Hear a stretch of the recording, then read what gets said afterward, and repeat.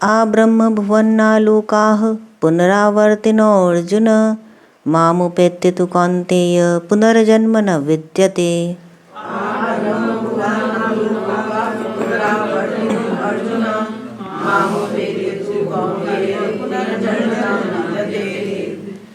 सहस्रयुगपर्यन्तम् अहर्यद् ब्रह्मणो विदुः रात्रिं युगसहस्रान्तां ते होरात्रविदो जनाः।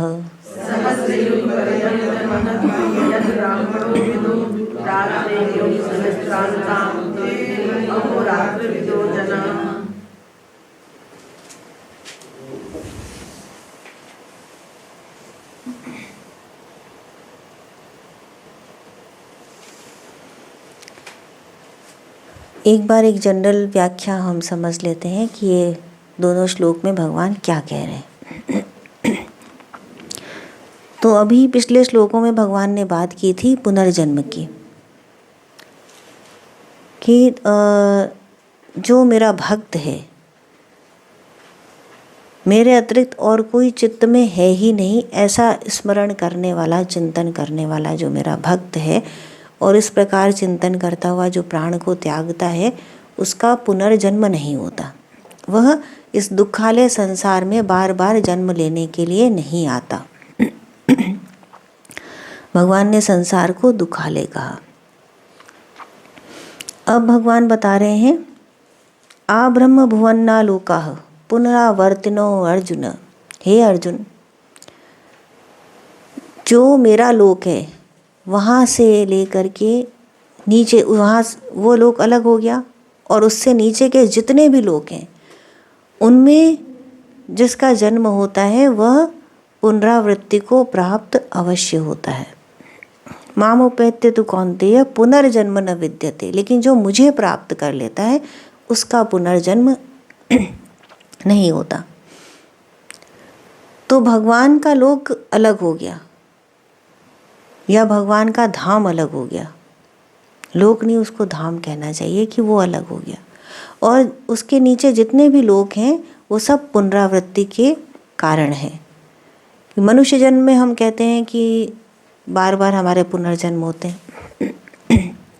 कभी अपने कर्मों के कारण हमें उससे नीचे की योनियाँ भी भोगनी पड़ती, और कभी बहुत अच्छे पुण्यों के कारण हम स्वर्गलोक मिल जाता है जहाँ देवताओं की योनियाँ होती हैं, यक्ष किन्नर गंधर्व आदि बहुत सी योनियाँ होती हैं, इंद्रलोक होते हैं।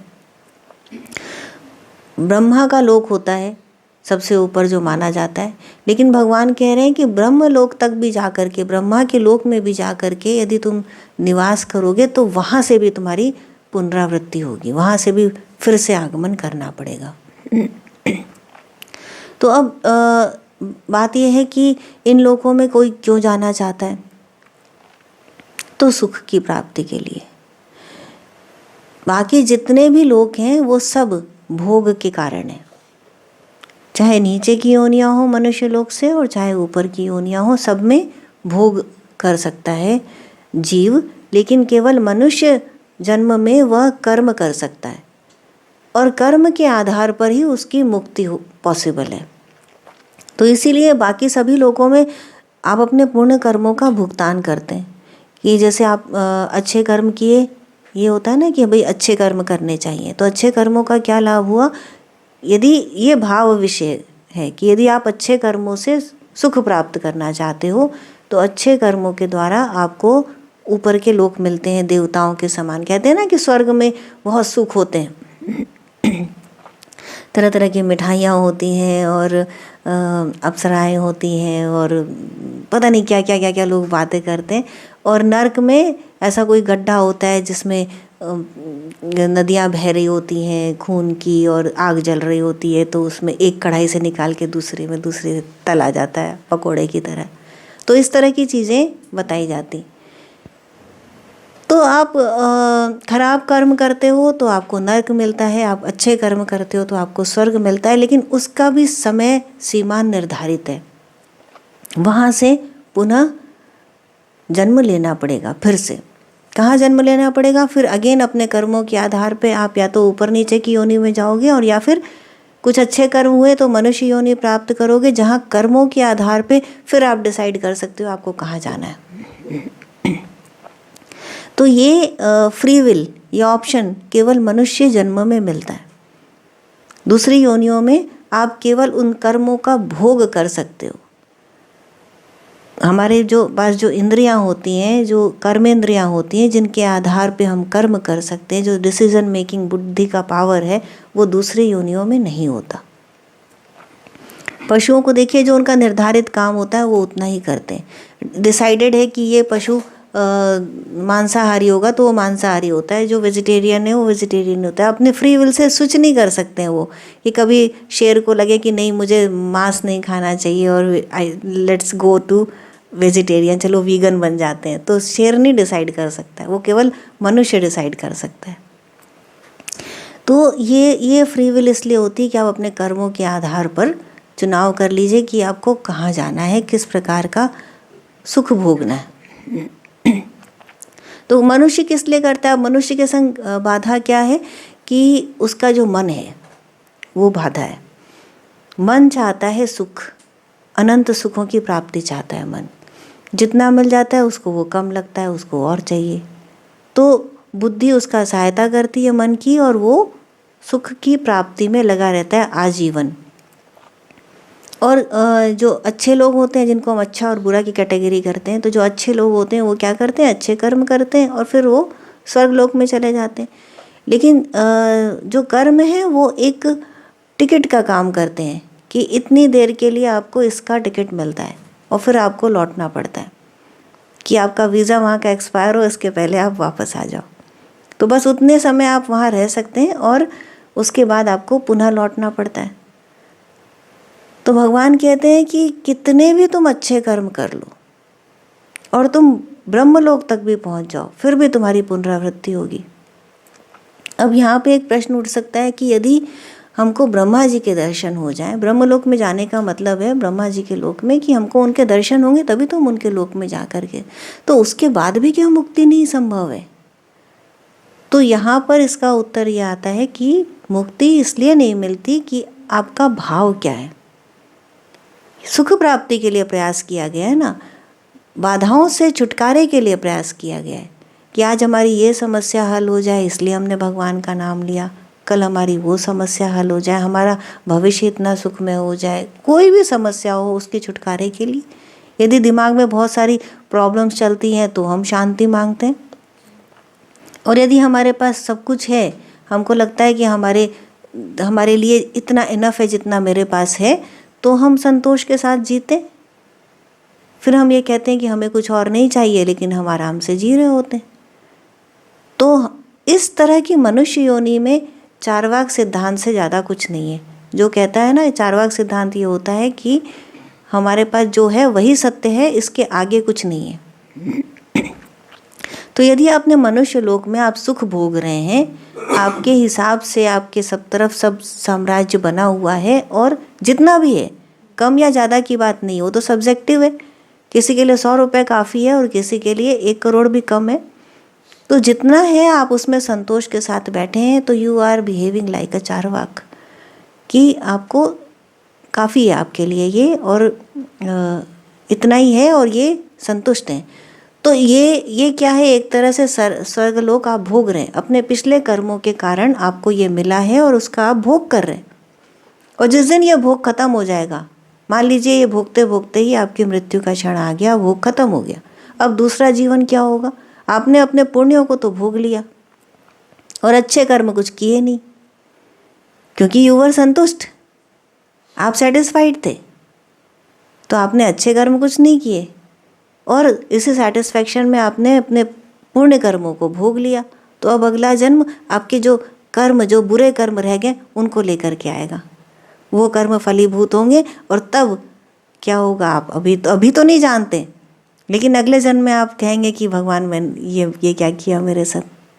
तो भगवान किसी के साथ कुछ नहीं कर रहा है, ये सब कुछ कॉज एंड इफेक्ट में चल रहा है। तो जैसा आप बीज बोल रहे हो वैसा फल हो रहा है, और फल से फिर बीज हो रहा है, बीज से फिर फल हो रहा है, ये साइकिल चल रहा है। इसी साइकिल को भगवान बता रहे हैं कि ब्रह्मा के लोक तक जितने भी लोकों में तुम्हारा आवागमन पॉसिबल है, वो सब आवागमन के अधिकारी लोग हैं। कितने भी अच्छे कर्म कर लो, और लेकिन फिर तुम इसी लोक में वापस आओगे और फिर तुम्हें ये दुखालय, पहले ही कह दिया कि संसार दुखालय। तुम ये मत समझो कि आज तुम्हें सुख मिल रहा है तो ये मत समझो कि संसार सुखालय नहीं है। ही सेड इट कि क्या है, मामुपैत्य पुनर्जन्म दुखालयम शाश्वतम, ये शाश्वत रूप से दुखालय।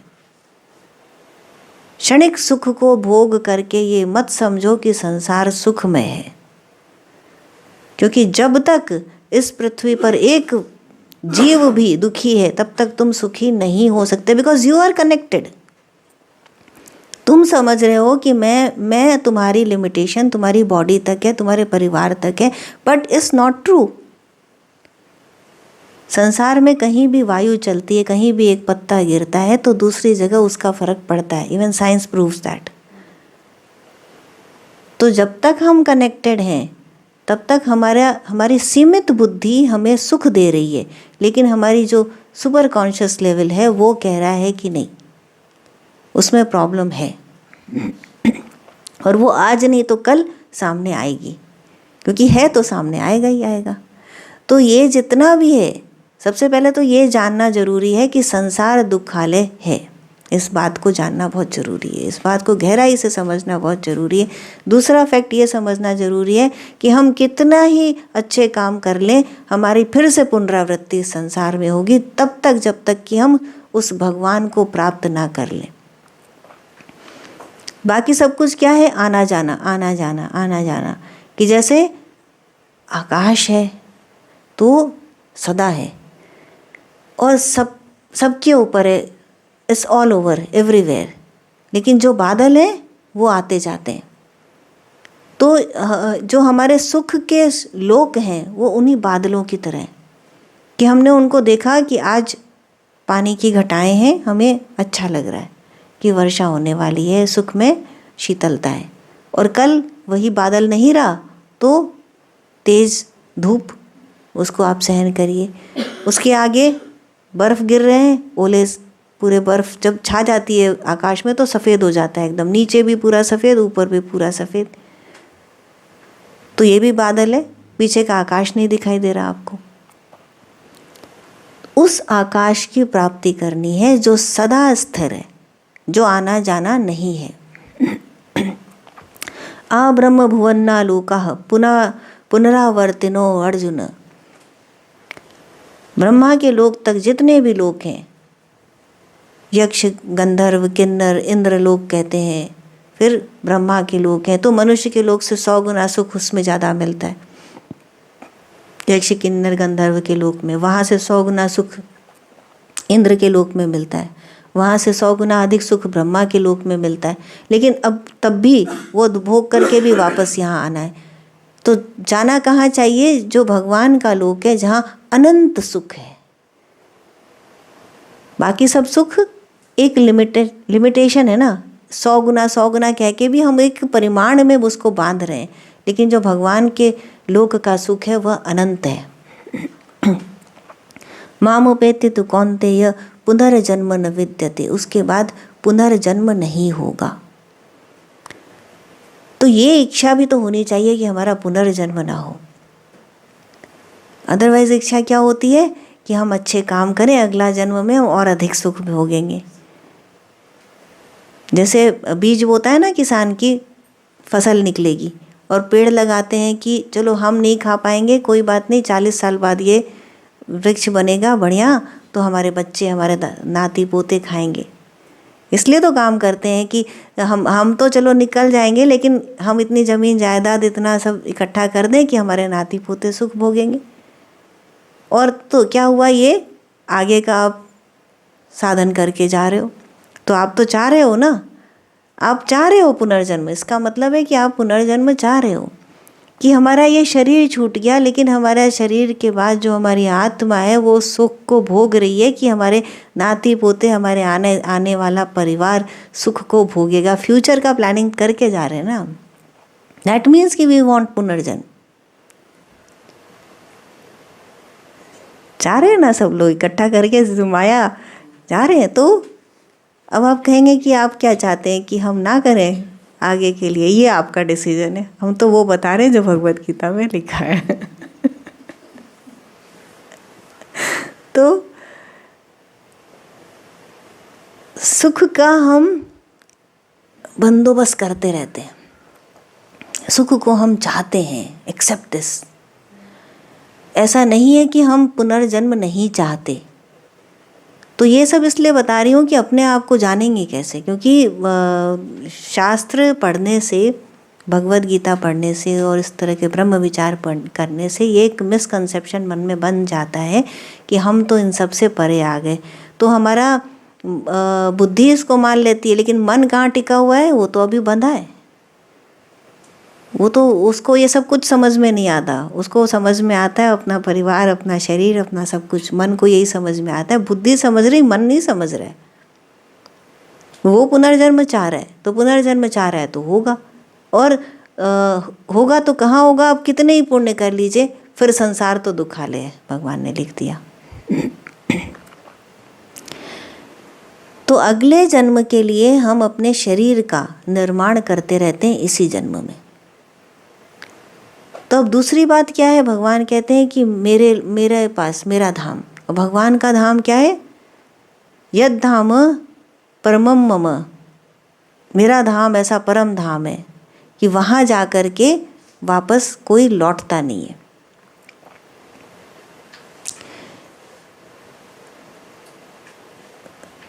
जहाँ न सूर्य का प्रकाश है, न चंद्रमा का प्रकाश है, क्योंकि सूर्य और चंद्रमा को प्रकाश मैं देता हूँ। तो मेरा धाम ऐसा धाम है कि जहाँ पर जा कर के कोई भी जीव पुनः लौटता नहीं है, ऐसा मेरा धाम है, भगवान कहते हैं। तो उस धाम पर जाने का प्रयास करना चाहिए कि हमको ये सब कुछ नहीं चाहिए, हमको सिर्फ परम धाम चाहिए, परम शांति चाहिए। तब उस धाम की तैयारी होती है और तब वो धाम धीरे धीरे भगवान उस तरफ लेके जाते हैं। अब दूसरी बात भगवान ने बताई कि सहस्र युग पर्यंतम अहर्यद ब्रह्मणो विदुः रात्रिम युग सहस्त्रांताम तेहो रात्र विदो जनाः। 1000 चतुर्युगों का ब्रह्मा की रात्रि और इतने ही 1000 चतुर्युगों की ब्रह्मा का जो दिन है, ये जो समय का परिमाण है, इसको जो तत्व से जानता है वह जानता है। अब ये सारे कैलकुलेशन यहाँ पर दे दिए भगवान ने कि 1000 चतुर्युगों का ब्रह्मा का एक दिन है और 1000 चतुर्युगों का ब्रह्मा की एक रात्रि है। अब ये 1000 चतुर्युग क्या है? तो हमारे शास्त्रों में बड़ी गहन विवेचना है समय की। अब यहाँ पर समय को समझिए कि समय है क्या? क्या कोई घड़ी लगी हुई है अंतरिक्ष में जो टिक टॉक करके चल रही? फिजिकल एंटिटी है कोई टाइम? आई एम श्योर आप लोगों में से 90% लोगों ने कभी सोचा ही नहीं होगा कि व्हाट इज टाइम, टाइम है क्या? तो समय को नापा कैसे जाता है? 2 इवेंट्स के बीच के जो परिमाण है उसको नापा जाता है, दैट इज टाइम। कोई फिजिकल कोई घड़ी नहीं लगी हुई है जिसको हम देख करके टाइम की गणना करते हैं। आज के दिन एटॉमिक क्लॉक्स हैं जिनके आधार पर समय की गणना की जाती है। तो वो फ्रिक्वेंसी उसमें जो होती हैं उसके अकॉर्डिंग टाइम की गणना होती है। जैसे हम ये जानते हैं कि प्रकाश को सूर्य से लेकर के पृथ्वी तक पहुंचने में कितना समय लगता है, इसी तरह से 2 इवेंट्स के बीच का जो ड्यूरेशन है उसके आधार पर समय की गणना की जाती है।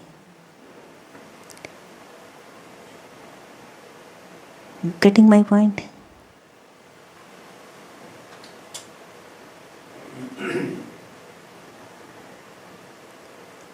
थोड़ा सा साइंटिफिक माइंड चाहिए इसके लिए। तो अब समय में और काल में क्या डिफरेंस है? टाइम क्या है? 2 इवेंट्स के बीच का इंटरवल, वो टाइम है जिसको हम समय कहते हैं हिंदी में। और काल क्या है? जिसके अंदर स्पेस और टाइम दोनों आ जाते हैं, दैट इज काल। तो भगवान क्या है? महाकालेश्वर। हम जिस कृष्ण की यहाँ भगवद गीता में बात कर रहे हैं वो कोई ऐसे बना हुआ आकार वाला कृष्ण नहीं है, मूर्ति पूजा नहीं है। ये उस ब्रह्म की बात हो रही, परम ब्रह्म की बात हो रही है, जो महाकालेश्वर है, जिसने काल का सृजन करता है जो, और काल जिसमें जाके समाहित हो जाता है, वह महाकालेश्वर है। तो काल वहाँ से प्रकट होता है और काल के अंदर टाइम और स्पेस दोनों आ जाते हैं। तो एक हमको सूक्ष्म गणना मिलती है कि सूक्ष्म काल है परमाणु। परमाणु सुना होगा नाम तो। एटम को हम अणु कहते हैं, परमाणु इज न्यूक्लियर। जैसे कहते हैं ना न्यूक्लियर बॉम्ब, तो वो परमाणु बॉम्ब। तो सूक्ष्म काल है परमाणु। 2 परमाणु से मिलके बनता है एक अणु, और 2 अणुओं से मिलके बनता है एक त्रिश्रेणु।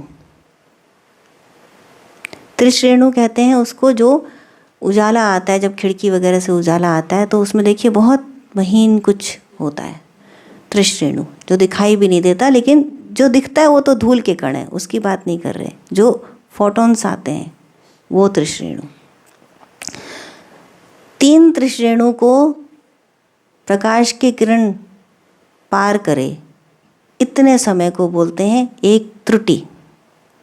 कितना माइन्यूट डिटेल है, अभी देखिएगा आप कि सूक्ष्म काल है परमाणु, 2 परमाणुओं से मिलके बनता है एक अणु, 2 अणुओं से मिलके बनता है एक त्रिश्रेणु, और 3 त्रिश्रेणुओं को प्रकाश की किरण पार करे, टाइम आ रहा है यहाँ पर, उसको कहते हैं एक त्रुटि। 100 त्रुटि से मिलकर बनता है एक वेद, एक दूसरे के करस्पॉन्डिंग चल रहे हैं। और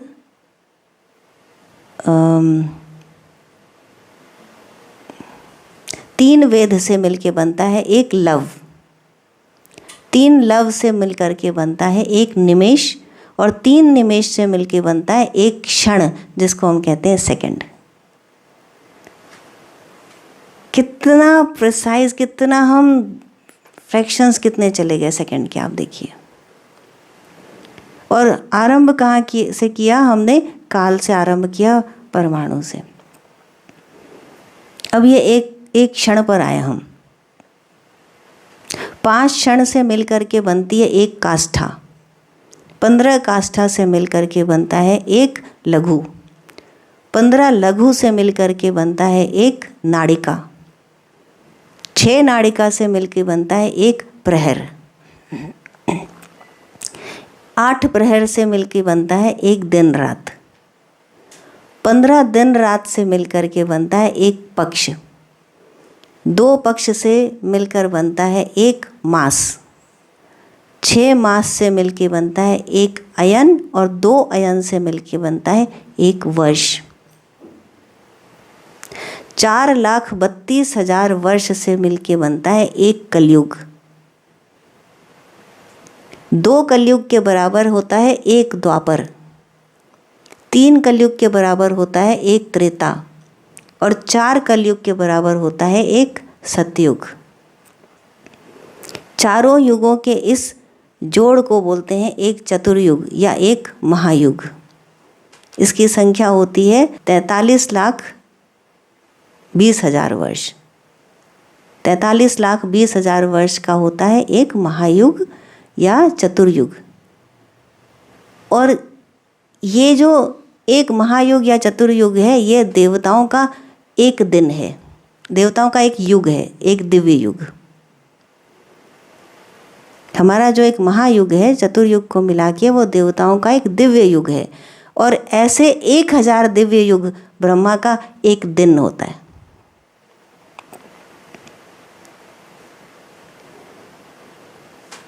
आप देख रहे हैं हम कहाँ से कहाँ तक आए, हम परमाणु से और ब्रह्मा के एक दिन तक आए। और 100 वर्षों की ब्रह्मा की आयु होती है। उनका एक दिन कितना बड़ा है आपने देखा, ब्रह्मा का एक दिन। ऐसे ही उनका एक वर्ष होता है। जब उनके 100 वर्ष होते हैं तो ब्रह्मा की ब्रह्मा की आयु 100 वर्ष की होती। और 100 वर्ष बाद इतना बड़ा हो गया, वो नंबर कितना बड़ा हो गया, ब्रह्मा भी भगवान में समा जाते हैं। उसको कहते हैं महाप्रलय। ब्रह्मा के एक दिन को सर्ग कहते हैं और ब्रह्मा की रात्रि को प्रलय कहते हैं। एक दिन ब्रह्मा का देखा ना कितना बड़ा है कि 1000 दिव्य युग के बराबर एक ब्रह्मा का दिन है। तो हमारे हो जाते हैं उनका दिन 4 अरब 32 करोड़ वर्ष। मनुष्य लोग के 4 अरब 32 करोड़ वर्ष ब्रह्मा का एक दिन। ये है, इसको कहते हैं सर्ग अर्थात सृष्टि। और ब्रह्मा की एक रात भी उतनी बड़ी है जिसको कहते हैं प्रलय। तो जब सृष्टि होती है तो संपूर्ण जीव, संपूर्ण ब्रह्मांड प्रकट होता है, और जब रात्रि होती है तो संपूर्ण ब्रह्मांड, संपूर्ण जीव ब्रह्मा में पुनः समा जाता है, ये प्रलय। और जब इस प्रकार 100 वर्ष पूरे होते हैं तो ब्रह्मा भी समा जाते हैं कहाँ, महाकालेश्वर के अंदर, जिसको महाप्रलय कहते हैं। Isn't it amazing? कैलकुलेशंस देखिए, दे वर साइंटिस्ट, ऋषि मुनि। और इसमें जो देखने की बात है, जहाँ बुद्धि नहीं जाती, वो वाली बात ये है कि इतना बड़ा जो टाइम पीरियड है वो भी समाप्त हो रहा है भगवान के अंदर, उस काल के अंदर वो भी समा जा रहा है। तो ब्रह्मा भी बनते और बिगड़ते हैं।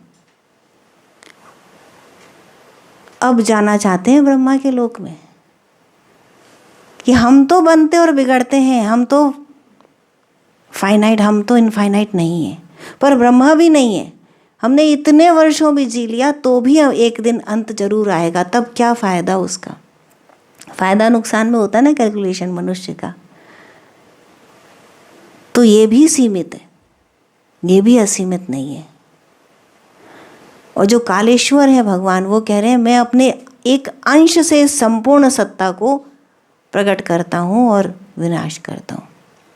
ममेवांशो जीव लोके जीव भूत सनातन, ये कह के उन्होंने बता दिया कि तुम्हारी पुनरावृत्ति शाश्वत है यदि तुमने मेरे लोक में पग नहीं रखा।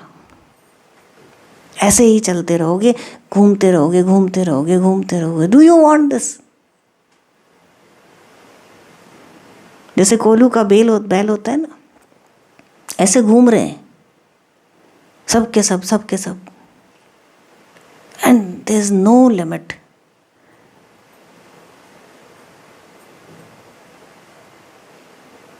सहस्त्रयुग पर्यंतम अर्हयत ब्रह्मणो विदुः रात्रिम युग सहस्त्रानाम ताम ते हो रात्र विदो जनः। तो जो इसको तत्व से जानता है वो जानता है। ये तो गणित है, ये तत्व नहीं है।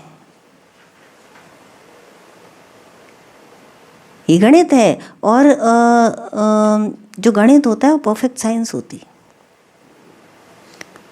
तो यदि आपने समय को माना तो ये परफेक्ट है। काल के अंदर हैं हम तो ये परफेक्ट है। अब समय के सिद्धांत को समझेंगे तब बात समझ में आएगी कि समय क्या है। जो मैंने पहले बताया कि कोई फिजिकल एंटिटी नहीं। तो आप फिजिकल एंटिटी किसको मानते हैं? ये जो मास, जो स्पेस है। तो स्पेस में चीज़ें चलती हैं और समय में परिवर्तित होती हैं, रूप परिवर्तन होता है। तो गति मिलती है हमको इससे और परिवर्तन मिलता है इससे। टाइम और स्पेस से हमको गति और परिवर्तन, दो चीज़ें मिलती हैं। अब यदि पीछे हट करके देखें इसको, इससे बाहर आके थोड़ा देखेंगे तब बात समझ में आएगी कि चीज़ों को हम चलता हुआ देख रहे हैं, इवेंट्स को। तो वो ऐसे चल रही हैं, हमको लगता है कि ऐसे चल रही हैं, तो ऐसे भी तो चल सकती हैं। टाइम ट्रेवल कभी सुना है? यदि आप ऐसे चलता हुआ देख सकते हैं तो ऐसे भी चलता हुआ देख सकते हैं। Why not? ये सब कुछ गणित है। किसी भी इवेंट को हम होता हुआ यूं देख रहे हैं क्योंकि हमने ये अपने माइंड को ऐसे सीजन कर रखा है कि कोई पैदा हो रहा है और यूं यूं यूं यूं आगे बढ़ कर के यूं डेथ हो रही है। और यदि हम अपने माइंड को कंट्रोल कर लें तो हम इसको रिवर्स भी देख सकते हैं। यही तो भगवान ने कहा अर्जुन को कि तुम्हारे और मेरे बहुत से जन्म हो चुके, तुम्हें याद नहीं पर मुझे याद है। कि सारे आयामों को भगवान एक साथ देख रहे हैं, लेकिन जो उसके अंदर बैठा है उसे नहीं दिखाई दे रहा, क्योंकि उसकी दृष्टि सीमित है बहुत ज़्यादा। तो काल से बाहर आना पड़ेगा। काल को जानने के लिए काल से बाहर, और काल से बाहर आके कहाँ समाएंगे? परमात्मा के धाम में।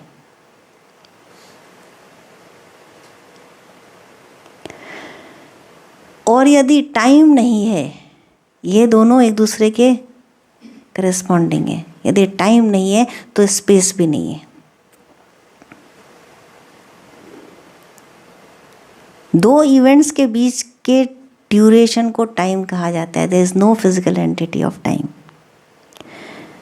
तो यदि हम समय से बाहर आकर के रुक करके देखते हैं तो गति भी रुक जाएगी, होना रुक जाएगा, इस ब्रह्मांड का होना ही रुक जाएगा। यहाँ अद्वैत, जो अद्वैत का सिद्धांत है वो यहाँ आके खड़ा होता है। जो योगीराज कहते हैं कि कूटस्थ पर ध्यान केंद्रित करो। तो कूटस्थ क्या है? वहाँ पे ये सब ऐसे खिंच करके पूरा समा जाता है। एनिहिलेशन,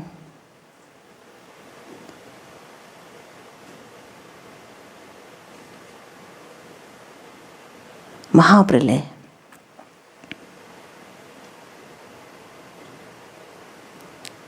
जो एक स्टोरी आती ना भागवत पुराण में कि महर्षि भृगु ने अपनी कुटिया के अंदर महाप्रलय को देखा, कि बैठे बैठे उन्होंने देखा कि पूरी सृष्टि, प्रलय आ गया, पूरी सृष्टि समा गई।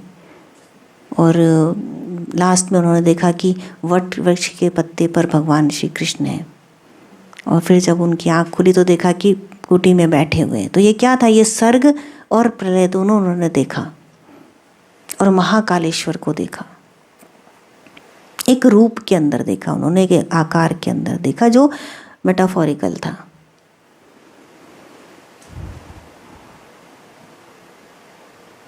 तो तत्व विवेचना ये है कि प्रयास है केवल कि ये जो दोनों टाइम और स्पेस है ये उसके अंदर, कूटस्थ के अंदर समा जा रहे। जो इतनी बड़ी गणना है तो यहाँ तक तो हमारा जीवन है नहीं। हम तो करोड़ों अरबों की गणना, वर्षों की गणना कर रहे हैं, करोड़ों अरबों वर्षों की, और हमारा जीवन तो 50, 60, 70 साल का है बस। ये तो छोटा सा, तो उसको तो हम देख ही नहीं सकते, उसको हम इमेजिन भी नहीं कर सकते। इतने टाइम पीरियड को तो हम कैसे पार पाएंगे? कैसे भगवान को मिलेंगे? तो भगवान कह रहे हैं कि जो उसको तत्व से जानता है। अब आरंभ कहाँ से हुआ? परमाणु से। सूक्ष्म काल है परमाणु। तो यदि तुम अपने आप को फैलाओ, यदि फैलाओगे तो खंड खंड होकर के फैल जाएगा, जैसे अभी हमने गणना करी। और यदि समेटोगे तो पूरा घनीभूत होकर के पॉइंट भी नहीं है उतना छोटे में समा जाएगा।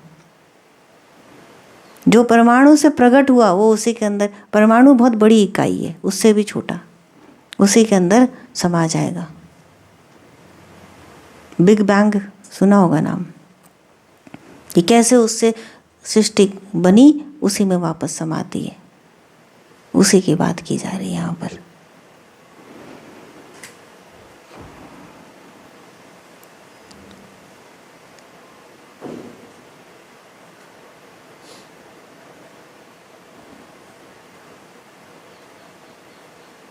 So this is science.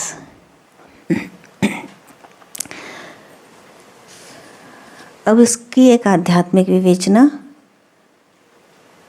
क्योंकि इससे तो कुछ समझ आया नहीं।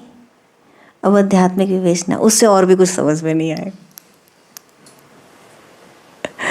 तो बहुत अच्छी बात है। कभी कभी कंफ्यूज होने से क्या होता है कि यू थिंक, जब कहते हैं ना सब कुछ सरल शब्दों में समझा दिया, तो वहीं पर थिंकिंग का प्रोसेस खत्म हो जाता है। शब्द तो अभी भी सरल है, पर हम क्या करें, गणित ही कठिन है।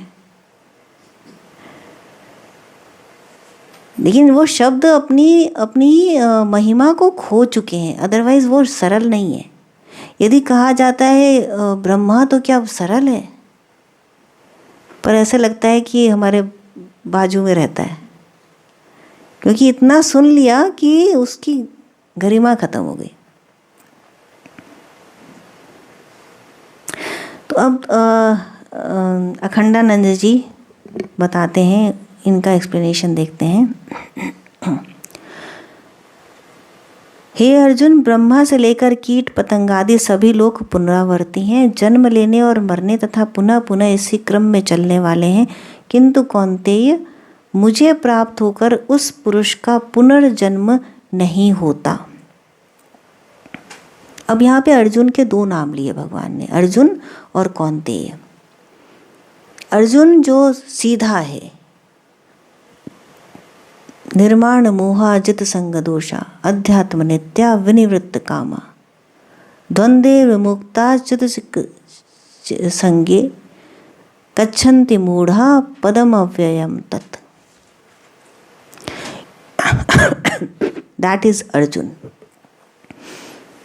जिसमें अहंकार नहीं है, मान नहीं, मद मोह लोभ नहीं है, जो द्वैत से बाहर निकल चुका है, जिसने अपने चित्त को निरोध कर लिया है, वह अर्जुन। क्योंकि वही इस बात को समझ सकता है, तो उसको एड्रेस किया अर्जुन।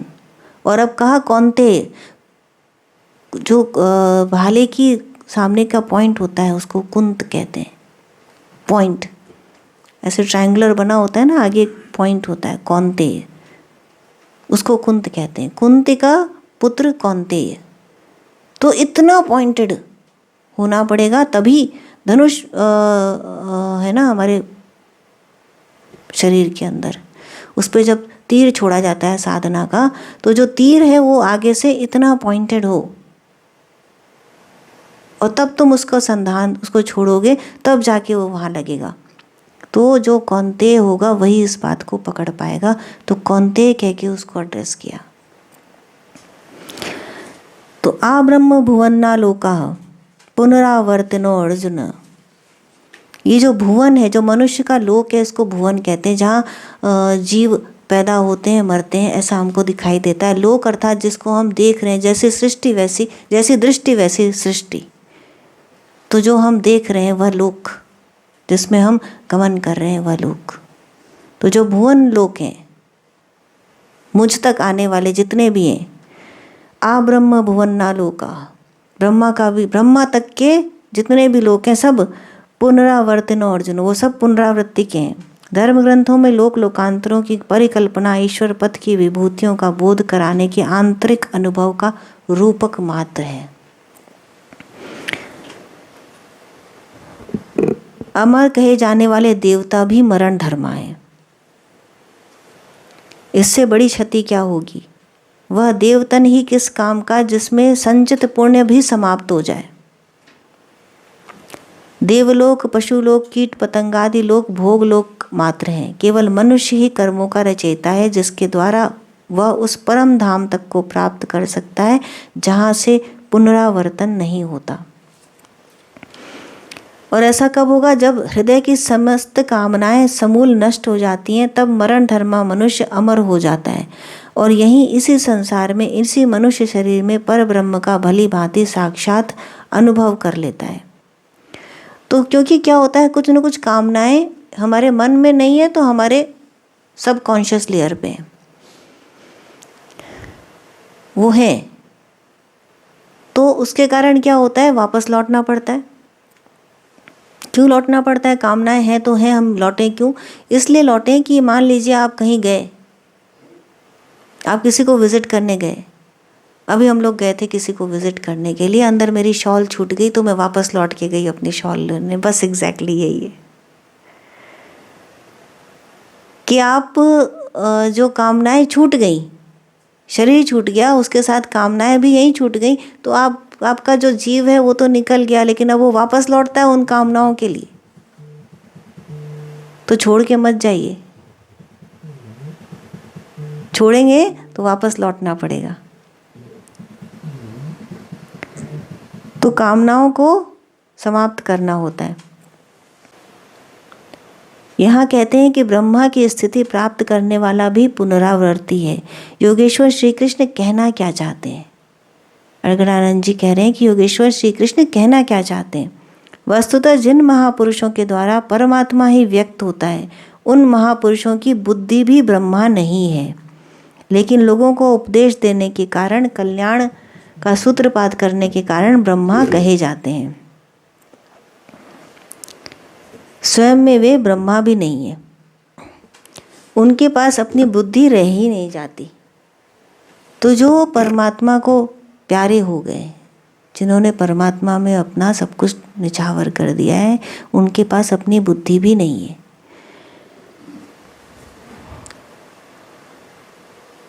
और इसके पूर्व साधना काल में जो बुद्धि है वही ब्रह्मा है।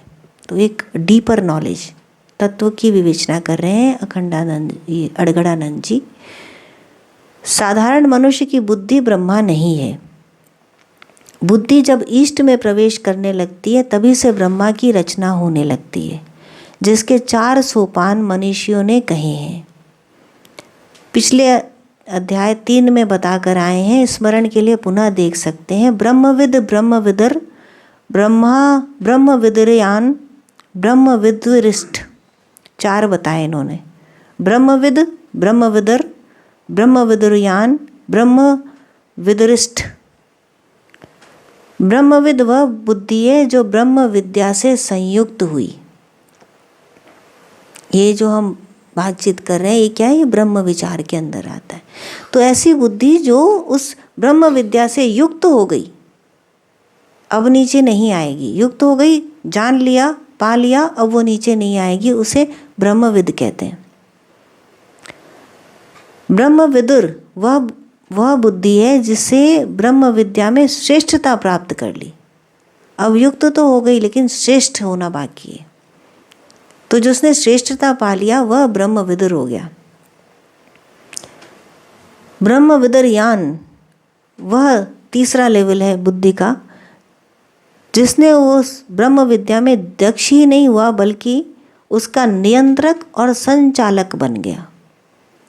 जो कहते हैं ना कि ब्रह्मा इस सृष्टि को बनाते हैं, तो वो उनकी बुद्धि ब्रह्मा बन गई कि अब वो रचना कर रही है। तो जो कुछ हो रहा है आसपास वो उनके कंट्रोल में है। तो वो हुए ब्रह्म विदुरयान। ब्रह्म विदुरिष्ठ बुद्धि का वह अंतिम छोर है।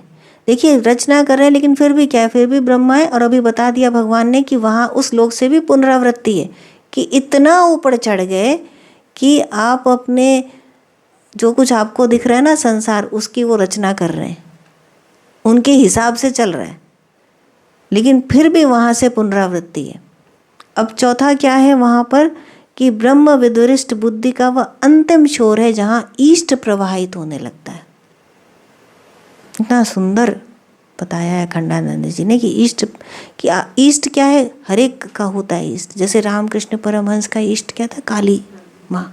तो वो प्रवाहित होने लगते हैं वहाँ पर, कि आप कोई कृष्ण का, भगवान कृष्ण का चिंतन करता है तो उसके इष्ट क्या हुए? भगवान कृष्ण। तो वो प्रवाहित होने लगते हैं। तो अब बुद्धि क्या हो गई? पूरी तरह से तेजस्वी, सहस्त्र सूर्यों का प्रकाश हो गया वहाँ पर, और इष्ट प्रवाहित हो रहे हैं वहाँ पर। यहाँ तक बुद्धि का अस्तित्व है, क्योंकि प्रवाहित होने वाला इष्ट अभी अलग है और ग्रहण करता बुद्धि अलग है। इतना होकर के भी अभी 2 है। ईष्ट के द्वारा प्रकाशित बुद्धि है, और ग्रहण करने वाला जो है वो अभी भी वो साधक है, क्योंकि वहाँ से अभी भी पुनरावृत्ति होती है, पुनर्जन्म होता है। अभी क्या बाकी रह गया? इतना हो गया, अभी क्या बाकी रह गया? तो बता रहे हैं कि अभी वह प्रकृति की सीमा में है। प्रकृति की सीमा से बाहर नहीं हुआ, प्रकृति की सीमा में है।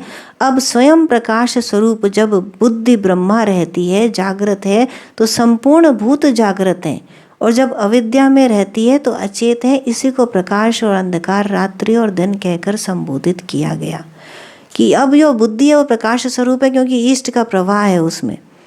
तो संपूर्ण भूत, जितना चिंतन का प्रवाह है, जो जगत है, यह प्रवाहित है।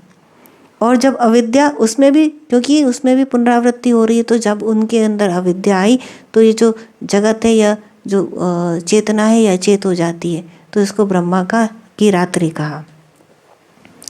ब्रह्मा अर्थात ब्रह्म विद्वेता की वह श्रेणी जिसमें इष्ट प्रवाहित है, उसको प्राप्त सर्वोत्कृष्ट बुद्धि में भी विद्या का दिन और अविद्या की रात्रि, प्रकाश और अंधकार का क्रम लगा रहता है। यहाँ तक साधक में माया कामयाब होती है कि अभी क्या है, ईश्वर बन गए, ईश्वर के समकक्ष बन गए ईश्वर, लेकिन ईश्वर क्या है, माया, जीव प्लस माया। तो माया कामयाब है। प्रकाश काल में अचेत भूत सचेत हो जाते हैं, उन्हें लक्ष्य दिखाई पड़ने लगता है, तथा बुद्धि के अंतराल में अविद्या की रात्रि में प्रवेश काल के में सभी भूत अचेत हो जाते हैं। बुद्धि निश्चय नहीं कर पाती, प्रकाश के और स्वरूप की ओर बढ़ना बंद हो जाता है। यही ब्रह्मा का दिन और यही ब्रह्मा की रात्रि है। दिन के प्रकाश में बुद्धि की सहस्त्रों प्रवृत्तियों में ईश्वरीय प्रकाश छा जाता है, और अविद्या की रात्रि में इन्हीं सहस्त्रों परतों में अचेतावस्था का अंधकार छा जाता है। ये सोने और जगने की रात्रि नहीं है, रात्रि और दिन नहीं, ये विद्या और अविद्या का रात्रि और दिन है। शुभ और अशुभ, विद्या और अविद्या, इन दो प्रवृत्तियों के सर्वथा शांत होने पर, अर्थात अचेत और सचेत रात्रि में विलीन और दिन में उत्पन्न दोनों प्रकार के भूतों के संकल्प का प्रवाह मिट जाने पर, उस अव्यक्त बुद्धि से भी अति परे शाश्वत अव्यक्त भाव मिलता है, जो फिर कभी नष्ट नहीं होता। भूतों की अचेत और सचेत दोनों स्थितियों के मिटने पर ही वह सनातन भाव प्रकट होता है, वही महापुरुष है। बुद्धि की उपयुक्त 4 अवस्थाओं के बाद वाला पुरुष ही महापुरुष है, और ऐसा पुरुष भगवान में मिल जाता है, उसके धाम में उसकी गति हो जाती है, और उसकी फिर पुनर्जन्म नहीं होता, पुनरावृत्ति नहीं होती।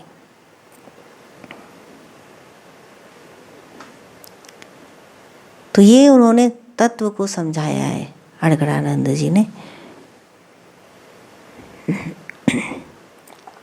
बुद्धि की उपयुक्त 4 अवस्थाओं के बाद वाला पुरुष ही महापुरुष है। इसके अंतराल में बुद्धि नहीं है। बुद्धि परमात्मा का यंत्र जैसी हो गई है, किंतु लोगों को वह उपदेश करता है, निश्चय से प्रेरणा देता है, अतः उसमें बुद्धि प्रतीत होती है, किंतु वह बुद्धि के स्तर से परे है। वह परम अव्यक्त भाव में स्थित है, जिसका पुनर्जन्म नहीं होता। तो जैसे बड़े बड़े ऋषि मुनि जो हुए, तो लगता है ना कि उनके वचन है ये, वो ज्ञान दे रहे हैं, तो उनके अंदर बुद्धि होगी, लेकिन उनकी बुद्धि क्या है, वो परमात्मा में मिल चुके हैं। तो बुद्धि नाम की जो सीमित वस्तु है वो समाप्त हो चुकी है। वो केवल परमात्मा की चेतना है, जो जीवों के कल्याण के लिए कुछ कह रही है, कुछ चेतना दे रही है, कुछ वचन कह रही है। इसीलिए जो ब्रह्मनिष्ठ जो गुरु हैं, उनके वचन प्रमाण होते हैं।